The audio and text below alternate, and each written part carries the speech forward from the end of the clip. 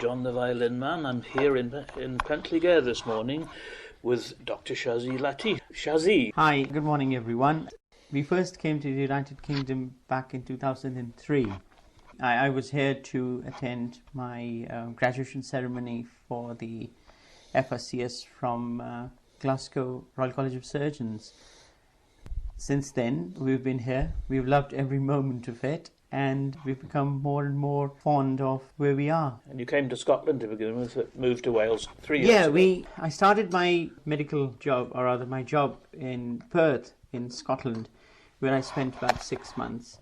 And then I moved to North Wales, Wrexham, a beautiful place. We instantaneously fell in love with it, and we honestly call it a home away from home.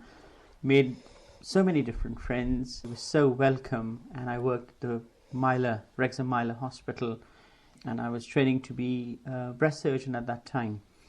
But then more stable job, and the requirement to be, because I was at that time an immigrant doctor. So my next job was in Morriston Hospital in Swansea, where I started around about more than 3 years ago. And it has been, Swansea is my first love at the moment. It's a good friendly town, isn't it? It is. It's a fantastic town, honestly. Yeah. It's such wonderful people, very quiet. And then we came here to Pentligare about a year ago. Right. And it's a beautiful place. It's quiet. People are so friendly, and everybody looks after us. So, yeah, that's good. And your speciality in Morriston Hospital now is the stomach, really. So you have to tell us. Because of the super specialization, different fields now. There's breast surgery, there's colorectal, there's upper GI, which is short for upper gastrointestinal tract. So at the moment, I am working with the upper GI firm, which specializes in doing gallbladder surgeries, hernias, hiatus hernias, and things like that.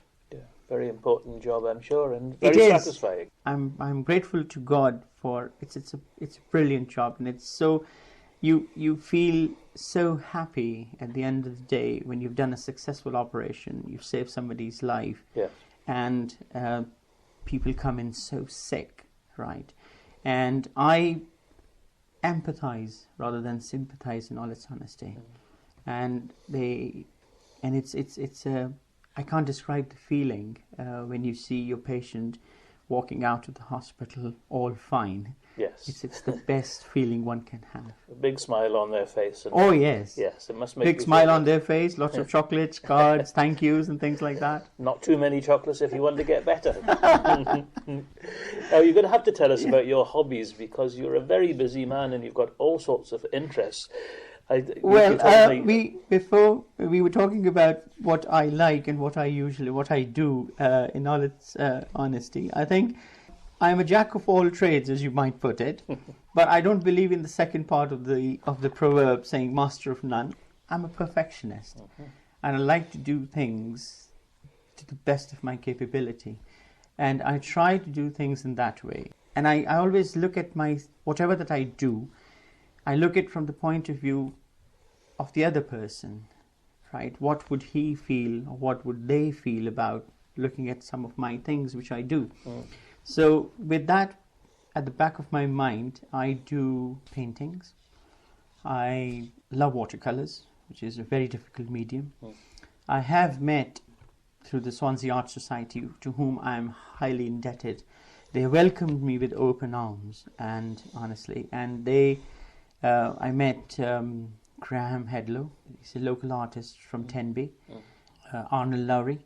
He's another renowned name. He's from Cardiff, from Tapswell. Fantastic people, lovely people, and they have rekindled that passion to draw and paint once again. Yeah, so I'm experimenting. Yeah, and I was lucky enough. Two of my paintings were selected for exhibition by the Swansea Art Society. But there's another exhibition coming up in St Mary's Church starting 23rd of November. which I'm sure we'll mention many times on the radio, and Yes. we'll all go along and see. Yes. 23rd in St Mary's Church. In the city centre, yeah. Yeah, well, we, with our community orchestra, which I play in, we do a concert on the first Monday of December every year, a Christmas concert in St Mary's Church in Swansea, so the art will be on display then. So Exactly, we can see yeah, it. we'll be seeing you then. Yes, indeed. So you must come to our concert, and Yes. then I'll make sure everybody looks at the art exhibition which is there. Yeah, why not? Yeah, why not? It'll be absolutely... It's all good. Yeah, it'll be brilliant. Music is another very important art. Yes. Now, you've told me poetry is a passion of yours Oh, as well. poetry. Well, poetry is a very old passion, and once again, thanks to Swansea, it's been rekindled in all its honesty. My father used to be in the United Kingdom mid-50s and late 50s. He did his master's in engineering, and then he went back to Pakistan and started work there.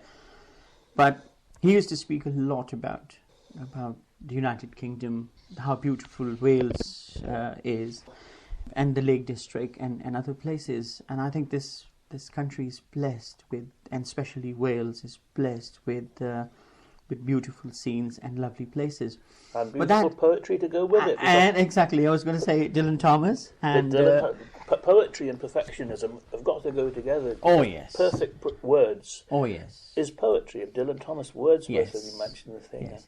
So I was at a seminar about a year and a half ago at Dylan Thomas Centre, and I was just when we had the lunch break, I was moving around and I saw this Poets in the Bookshop with the open mic. So I went there and once again welcomed, and people initially saw me and were a little bit cautious. Who he is, where does he come from? But I am so proud to say that I'm their friend. They're my friends, and we exchange poetry. And I like writing about people, and I like writing about places and occasions. I'm inspired by people. Somebody's good gesture, a patient, or and the passing, and it just gets impulsive, and I write straight away. Yeah.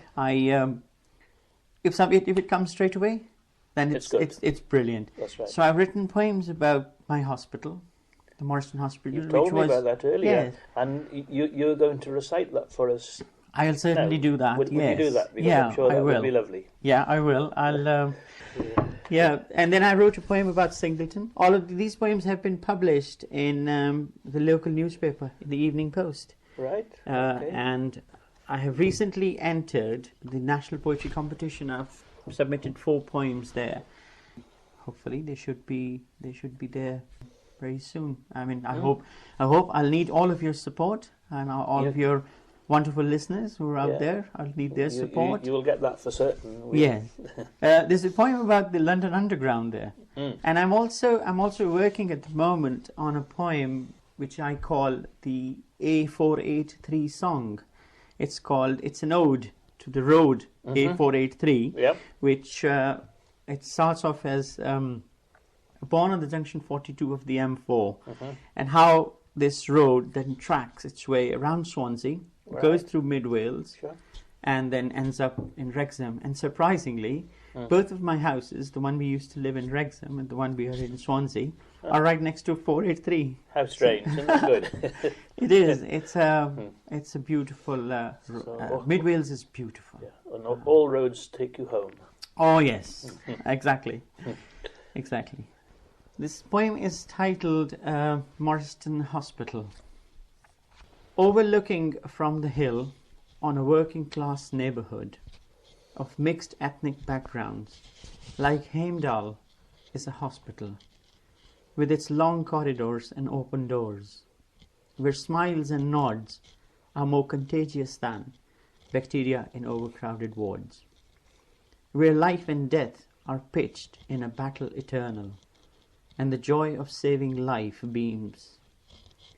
And the joy of saving lives beams, transforming shadows of remorse to lessons learned, in closed doors M&Ms, where nights and days are no different, while rain and sunshine tap outside on windows, where ambulances offload their contents, attached to blinking reds of monitors and machines, where death escorts with dignity and peace, and doctors and staff work round the clock to make life worthwhile.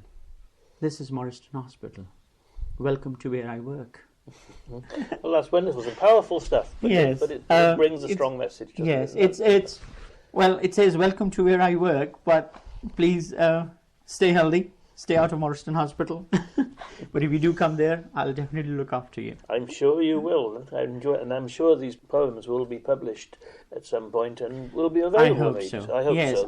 I've also had the honour of presenting some of my poems at the Here and Why Festival as well. Mm-hmm.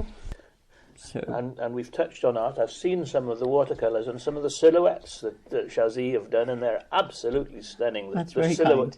The silhouettes, I think, are very, very good indeed.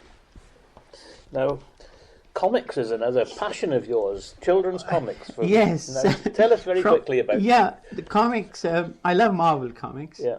I love. When were they first produced? Oh, the Marvel comics. I think they started back in early 60s, 1960s. They were there beforehand, but the regular publication of comics started in 60s. Spider-Man was born in 1963. And tell me your adventures you had in finding comics in Pakistan. Yeah, I'm a proud collector of more than 8,000 comics. I've got all sorts of different comics, and most of them are Marvel. And I come from Pakistan. I come from a place called Rawalpindi, which is next to the capital, Islamabad. And I remember as a young boy, the total share of comics to Pakistan in a month was not more than 50. Right?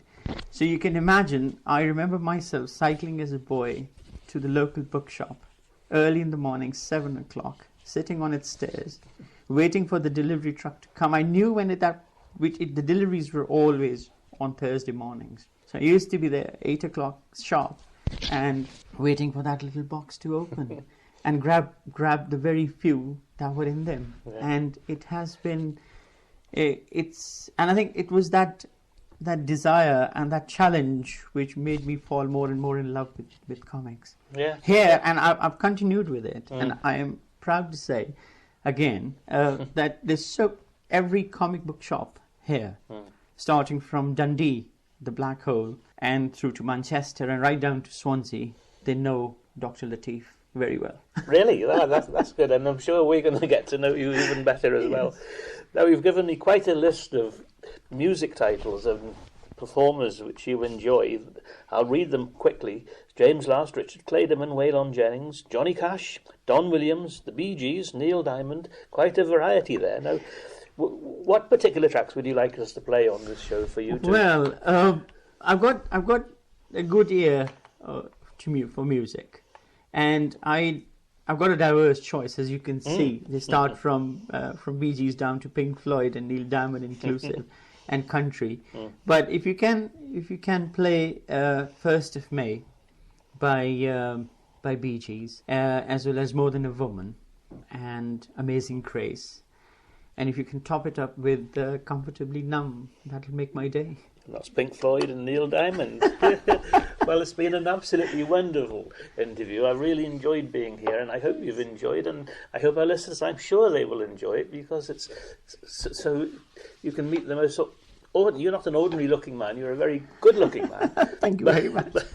But it's so fascinating to see an insight. When you get talking to people, their interests are so wide and diverse. Yeah, I mean, in my poetry as well, I reflect on life. Life is very strange, and every person who walks down the street has got a story to tell. Yes. Right. It is up to people like us to stop and listen to them. Stop and listen, and to record as well.